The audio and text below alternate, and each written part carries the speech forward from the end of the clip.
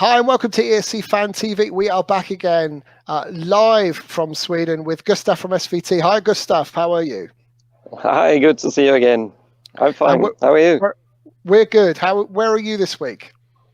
We are in Gothenburg, Scandinavium Arena, the 1985 Eurovision Arena, and ready for Heat 2 of Melodifestivalen at SVT.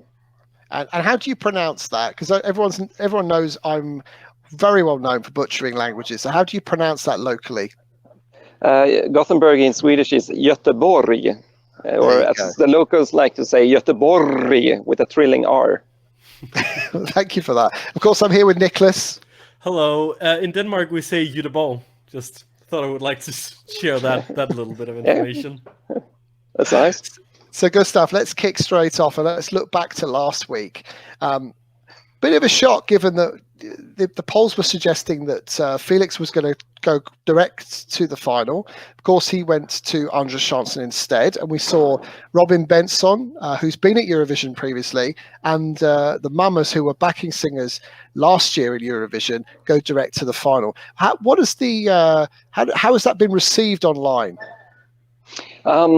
It's some people were noting, interestingly, that it's unusual that we have upsets, unexpected results in the first heat, because people tend to vote safely and comfortably in the first heat, and then they kind of mix it up during the course of the Melodifestivalen tour. But Felix Salmons missing out on the final is definitely an unexpected result, and some people were discussing that, but the topic of the conversation in Sweden when it comes to Melodifestivalen has been the replacement of Torsten Flink with Jan Johansson, which is leading up to this week. And Felix Salmons in the top 50 on some of these online streaming services at the moment for music. So, it's doubly a shock, isn't it, the fact he didn't qualify, given that his song is now gaining strong momentum? Yeah, but we don't know where the Mamas or Robin Bengtsson would end up in the streaming charts, because they haven't been released yet. But it definitely appears to be somewhat of a hit already. And it has the opportunity to gain momentum now leading up to the second chance heat, which is February 29th. So we will see what happens. It's not up there on the #1 spot in Sweden yet or anything close to that, but it's definitely charting. Yeah, and it's growing, isn't it? Sorry, Nicholas. Yeah, it was just because it was something I've been wondering about, that if this could possibly help him, because I could imagine this song could be getting a lot of airplay on the radio stations in Sweden throughout the next couple of weeks leading up to Andra Chansen. Yeah, there is this rule in Sweden, which is a bit special for Melodifestivalen, I guess, that the songs qualifying for the final are not commercially released, so they should not be played anywhere. And but the songs making it to the second chance heats, they can be released and can be played to help them to gain some momentum. But it's not really sure. I mean, if this is good or bad for songs to be released early. If they are released early, they could be played a lot, and then people could hear them, and then they could stop listening to them, and then when they would compete again, people would feel like they are yesterday's news. So it can go both ways, really. And I did some research on this, and it's very, very unclear to if this rule even has a point, and which is the point. But who knows? It's hypothetical. Yeah, because obviously in the era of social media, people can just post the direct qualifiers to like YouTube or Facebook or Twitter, and they can listen to them throughout the week. So do you think that there is still a room for this rule in Melodifestivalen, or does it not really matter that much anymore? I personally think that this rule that we have, it doesn't matter much anymore. And it also creates more work for people to have to monitor and remove the songs when they are posted on social media. But it's a matter of discussion, and it's hard to say anything for certain. And in Sweden, we take this contest very seriously, and then we try to produce an even play field for the final. So back to last week, and then we'll move on to this week, Gustav. In terms of interactivity online, so on Saturday night you were watching online, you were blogging on Twitter. What was the kind of interactivity like? Do you find that you get lots of people joining your discussions, and how were they finding the first semi-final?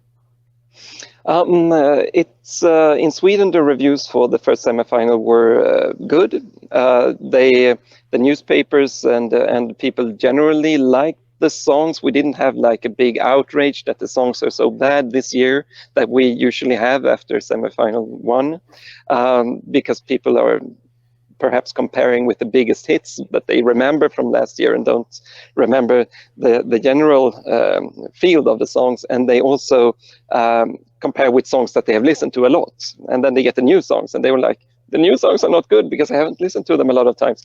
But this year I didn't see much of that, and people were also very happy about the interval acts, and the newspapers wrote very good reviews on the interval act that we had with Sean Banan, Jon Johansson and Lili och Susie. So yeah, it's a rather positive vibe. And then this Torsten Flink thing happened, which just put another spin to it. It has been a lot of talk about Melodifestivalen in Sweden the past week. Yes, the interval act so good. In fact, you kept Jon Johansson on for another week. yeah. You could put it that way. So that's a good segue into this Saturday, semi-final 2. What should we expect? Because there's some very different styles across the 7 songs.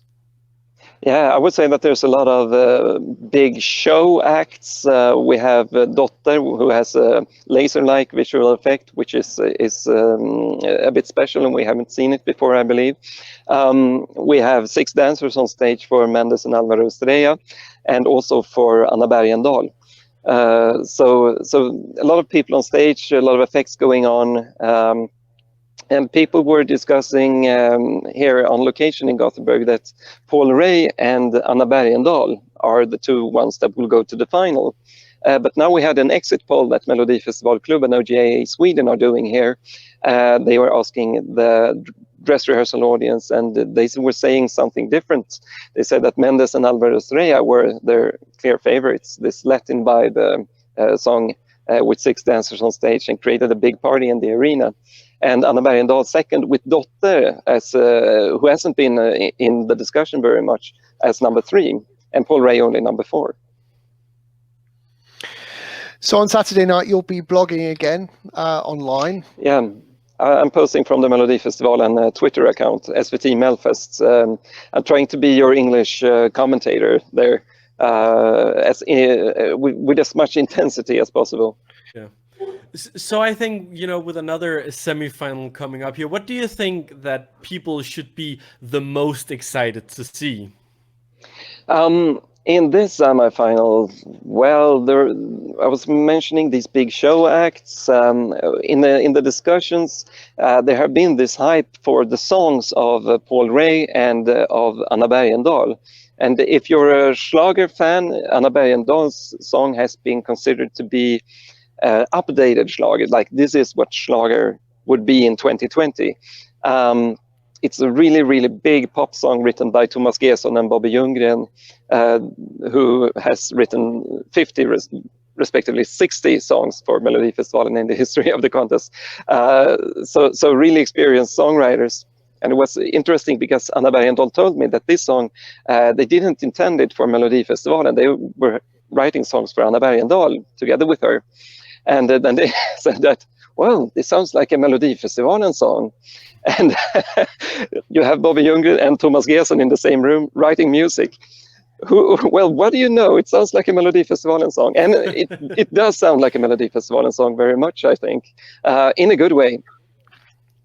Definitely. And there's, like you said, there's a lot of like interesting visual stuff going on this week. Do you think that that's something that's gonna like really capture the audience and could like make or break it for some of these artists? Yeah, perhaps. The visual part is always important, of course. Perhaps we can discern a trend in Sweden that people are voting for songs more than the visual effects, like, for example, Robin Bengtsson last year, and of course the Mamas also, who had rather simplistic performances, and we're going straight to the final with the big show act, the expensive show act of Felix Salmons just going to the second chance. Let's see how the trend plays out. Interesting. I think it's going to be another great semi-final. So we've got 2 really good qualifiers already, with another 2 from this heat of 7. Given the 2 you've mentioned, this could be another fantastic semi-final and leading to a great final again in Sweden, Gustav. Gustav, thank you for joining us. I know you're a busy guy. I know you're going to be very busy tomorrow. We'll look out for your English translation. Definitely. And we look forward to seeing you again next weekend or next Friday. Good to join you. Thank you. See you. Thank you.